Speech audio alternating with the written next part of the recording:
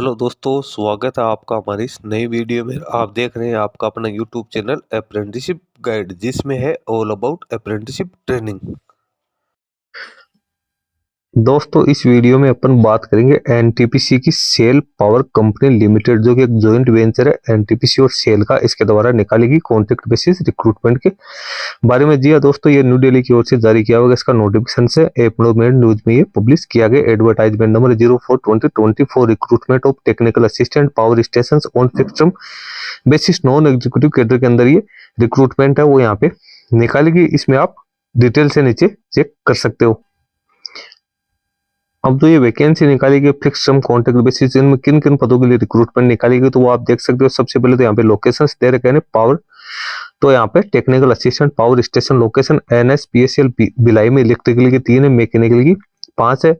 NSPCL Rourkela में electrical की 4 है, मैकेनिकल की 4 है। C&I की 4 है, केमिस्ट्री की 3 है। उसके बाद NSPCL दुर्गापुर की बात करें तो यहाँ पे इलेक्ट्रिकल की 2 है, मैकेनिकल की 5 है, C&I की 3 है। इस प्रकार से टोटल वैकेंसीज की बात करें तो इलेक्ट्रिकल कैडर की 9 वैकेंसी है, मैकेनिकल की 14 है, C&I की 7 है और केमिस्ट्री की 3 वैकेंसीज है वो यहाँ पे निकालेगी। एजुकेशन क्वालिफिकेशन की अपन बात करते हैं तो technical assistant power station electrical की full time regular diploma electrical या इलेक्ट्रिकल एंड इलेक्ट्रॉनिक्स इंजीनियरिंग में मिनिमम 60% मार्क्स के साथ होना जरूरी है। Technical assistant power station mechanical की बात करें तो इसमें भी full time regular diploma mechanical production engineering में मिनिमम 60% मार्क्स के साथ होना जरूरी है। उसके बाद technical assistant power station C&I की फुल टाइम रेगुलर डिप्लोमा है इंस्ट्रूमेंटेशन इलेक्ट्रॉनिक्स इंजीनियरिंग में मिनिमम 60% मार्क्स के साथ होना जरूरी है। Technical assistant power station chemistry की बात करें तो फुल टाइम रेगुलर BSc की डिग्री यहाँ पे केमिस्ट्री में होनी जरूरी है। क्वालिफिकेशन है वो इंडियन यूनिवर्सिटीज की यहाँ पे होनी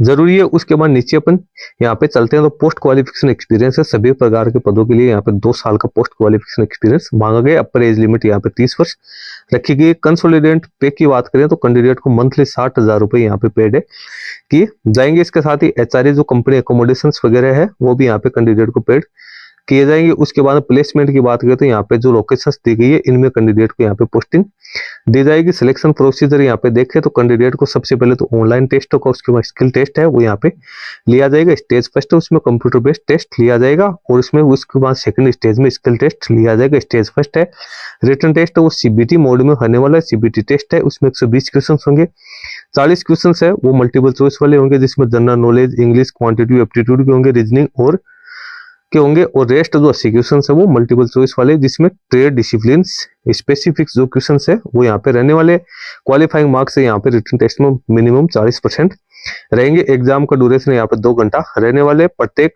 यहाँ पे करेक्ट आंसर के लिए 1 मार्क्स है वो कैंडिडेट को प्रोवाइड किया जाएगा। 0.25% मार्क्स है वो यहाँ पे डिडक्ट किए जाएंगे नेगेटिव मार्किंग के तौर पे। स्टेज सेकंड है वो उसमें कैंडिडेट है उसके आधार पे यानी जो रिटन टेस्ट है उसके आधार पे कैंडिडेट को यहाँ पे स्किल टेस्ट के लिए बुलाया जाएगा। 1 पोस्ट के अनुपात में 5 कैंडिडेट को यहाँ पे स्किल टेस्ट के लिए बुलाया जाएगा। स्किल टेस्ट में भी जो मिनिमम पासिंग मार्क्स है वो 40% रहने वाले। फाइनल मेरिट लिस्ट वो CBT टेस्ट के आधार पे बनाई जाएगी, जबकि स्किल टेस्ट वो यहाँ पे ओनली एंड ओनली है क्वालिफाइंग नेचर का यहाँ पे रहने वाले। जो CBT टेस्ट है वो दिल्ली NCR कोलकाता रायपुर और यहाँ पे भुवनेश्वर है वहाँ पे रहने वाले। कैंडिडेट को इसकी जानकारी है वो एडमिट कार्ड के जरिए मिल पाएगी, जो कि आप इसके ऑफिशियल वेबसाइट से भी डाउनलोड करके चेक कर सकते हो। उसके बाद अपन आगे जो आगे की डिटेल्स है उसके ऊपर अपने यहाँ पे चलते हैं तो वो अब इसमें अपन आगे आप लोगों को यहाँ पे जानकारी दे रखी है वो यहाँ पे कैटेगरी वाइज ब्रेकअप आपको दे रखा है नीचे। फिर उसके बाद चलेंगे तो रिजर्वेशन रिलैक्सेशन कंसेशन आपको दिया हुआ है। उसके बाद हेल्थ की बात करें तो कैंडिडेट मेडिकली फिट यहाँ पे होना जरूरी नहीं। कैंडिडेट है वो गुड साउंड यहाँ पे उसकी जो फिजिकली स्थिति है वो यहाँ पे अच्छी खासी होनी जरूरी है। इसके लिए कैंडिडेट है उसका मेडिकल एग्जामिनेशन है वो भी यहाँ पे किया जाएगा। एप्लीकेशन फॉर्म भरने के लिए आपको www.nspcl.com.in के जो कैरियर सेक्शन है उसमें यहाँ पे जाना है। एलिजिबल कैंडिडेट है उन्हें ऑनलाइन मोड में अपना एप्लीकेशन फॉर्म सबमिट करना है। इसमें कैंडिडेट को अपने फोटोग्राफ सिग्नेचर वगैरह है वो यहाँ पे अपलोड है वो करने जरूरी है। फी पेमेंट है वो कैंडिडेट के लिए 300 रुपये यहाँ पे नॉन रिफंडेबल। एप्लीकेशन फी रखी गई जनरल कैटेगरी के लिए SC ST physical disable person ex serviceman category के जो कैंडिडेट है उनके लिए यहाँ पे फी का पेमेंट नहीं मांगा गया, उनको एग्जम्प्टेड रखा गया। ऑनलाइन मोड में आप फी का पेमेंट कर सकते हो और ऑल इंडिया के कैंडिडेट है वो इसमें अपना एप्लीकेशन फॉर्म सबमिट कर पाएंगे। नीचे इसकी इंपॉर्टेंट डेट दे रखी है।